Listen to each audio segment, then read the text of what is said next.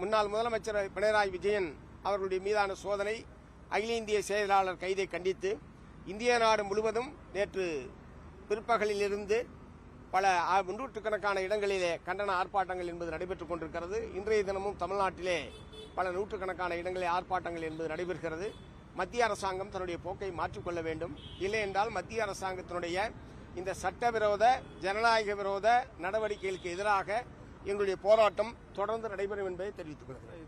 அரசியல் பின்னணி என்ன நினைக்கிறீங்க? கேரள உயர்நீதிமன்றமே இதுக்கு தடை விதிக்க மறுத்திருக்கு. ஆனால் நீங்க இப்படி போராட்டம் நடத்துவது சட்டத்தின் மீது ஒரு சந்தேகத்தை ஏற்படுத்தாதா? இல்ல, நேற்றைய தினம் சோதனை நடத்தி எதுவுமே எடுக்கவில்லை, எந்த விதமான ஆதார ஆவணங்களும் எடுக்கவில்லை என்றுதான் அவர்கள் எழுதி கொடுத்துவிட்டு சென்றிருக்கிறார்கள். இது நான் ஆரம்பத்தில் குறிப்பிட்டதை போல எதிர்க்கட்சிகளை பழிவாங்க வேண்டும், ஒரு அரசியல் பழிவாங்கும் நோக்கத்தோடு தான் இந்த நடவடிக்கைகள் தொடர்ந்து இப்படி நடைபெறுகிறது.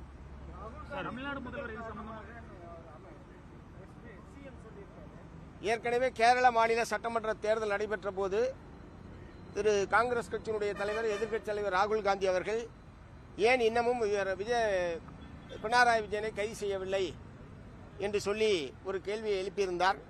நேற்றைக்கு பினராயி விஜயன் அவர்கள் அதுக்கு பதிலளித்திருக்கிறார். இப்போது ராகுல் காந்தி மகிழ்ச்சி அடைந்திருப்பார், அவருக்கு மகிழ்ச்சி தரக்கூடிய வகையில் இந்த நடவடிக்கை என்பது அமைந்திருக்கிறது என்று சொல்லியிருக்கிறார்.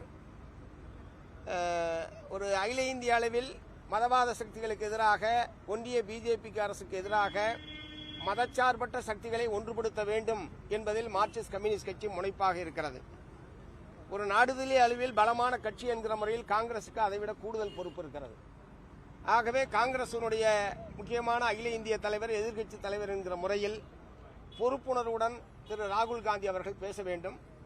கேரள மாநிலத்தில் எப்படியாவது வெற்றி பெற வேண்டும் என்ற நோக்கத்தோடு நாட்டை பற்றி கவலைப்படாமல், நாட்டினுடைய அரசியல் எதிர்காலத்தை பற்றி கவலைப்படாமல் அவர் அத்தகைய வார்த்தைகளை சொன்னது என்பது கண்டிக்கத்தக்கது. தேர்தல் நேரத்தில் தங்க கடத்தல் ஒரு குற்றச்சாட்டு எந்த அடிப்படையில் வந்திருக்கு?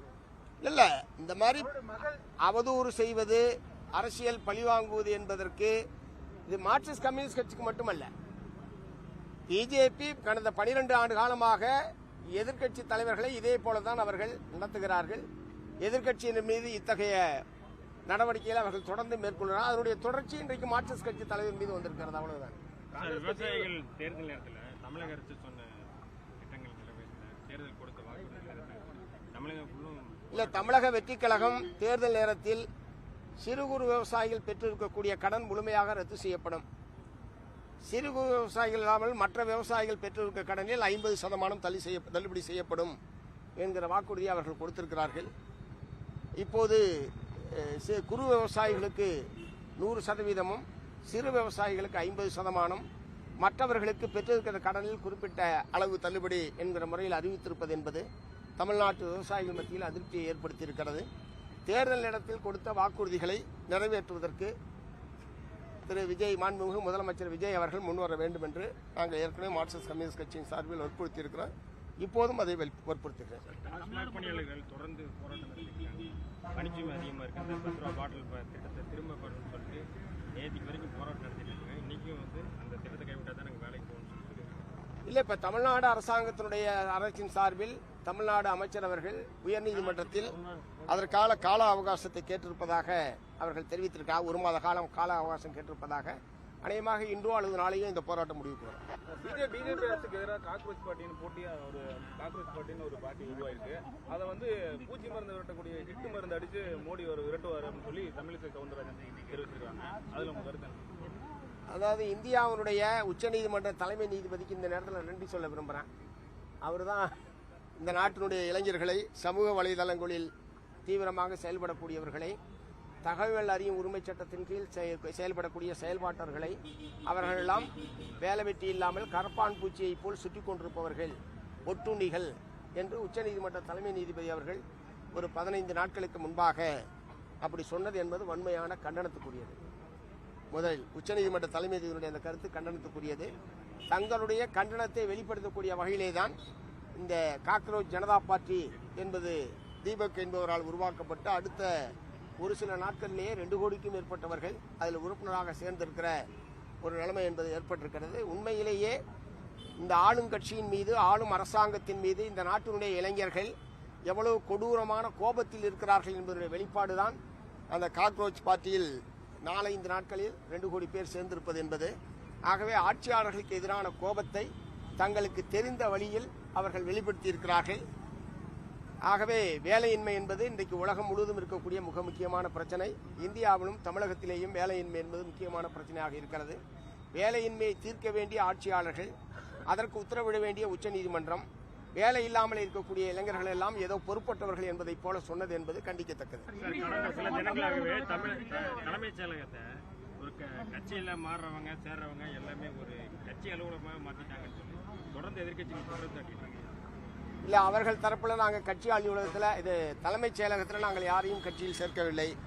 பனையூர் அலுவலகத்தில் வைத்துத்தான் சேர்த்தோம். ராஜினாமா செய்த சட்டமன்ற உறுப்பினர்கள் அமைச்சர்களை வந்து பார்த்தார்கள் என்பதை தவிர கட்சியில் சேர்ப்பது அல்லது அடையாள அட்டை, கட்சி உறுப்பினருக்கான அட்டை வழங்குவது போன்ற பணிகள் அங்கே நடைபெறவில்லை என்று அவர்கள் விளக்கத்தை சொல்லியிருக்கார்கள். அதற்கான வீடியோவையும் அவங்க வெளியிட்டிருக்கிறாங்க. அப்படி எப்படி இருப்பினும் தலைமைச் செயலகத்தை, அரசு அலுவலகங்களை கட்சி பணிக்கு பயன்படுத்துவது என்பது சரியல்ல.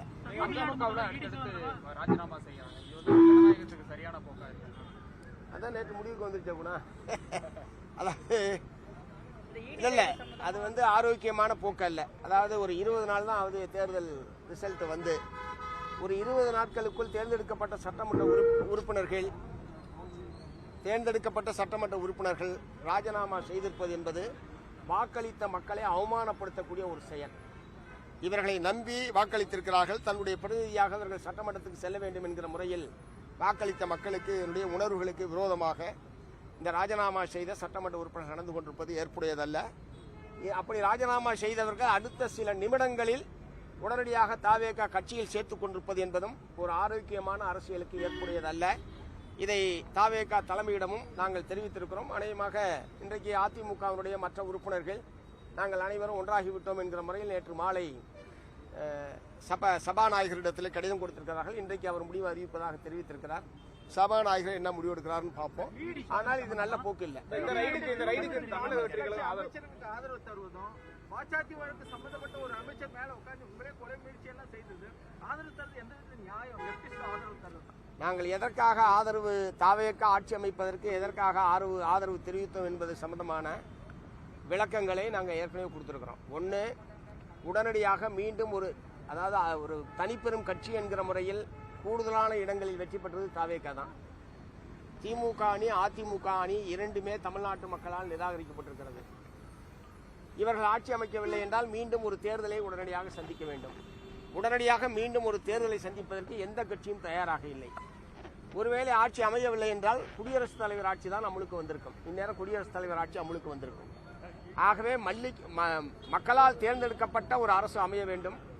குடியரசுத் தலைவர் ஆட்சி என்பது பிஜேபி கொல்லைப்புற வழியாக ஆட்சி நடத்துவதற்கான ஒரு சூழலைத்தான் ஏற்படும். எக்காரணம் கொண்டு பிஜேபி ஆட்சி இப்படி கொல்லைப்புற வழியாக நடத்துவதற்கு அனுமதிக்க கூடாது என்கிற அடிப்படையில் தான் நாங்கள் தாவேகா ஆட்சி அமைப்பதற்கான ஆதரவை தெரிவித்திருக்கிறோமே தவிர மற்ற பிரச்சனைகளும் அதனால் மறைந்து விட்டது என்று அர்த்தமல்ல. இந்த போராட்டத்துக்கு கட்சி திமுக ஆதரிப்பீங்களா? ஏன்னா நீங்க தான் கூட்டணியில் சேர்ந்து வெளியே இடைத்தேர்தல் வரப்போகுது. இல்ல, அதை பத்தி நாங்க மாநில குழு கூடி முடிவு எடுப்போம். இந்த போராட்டத்துக்கு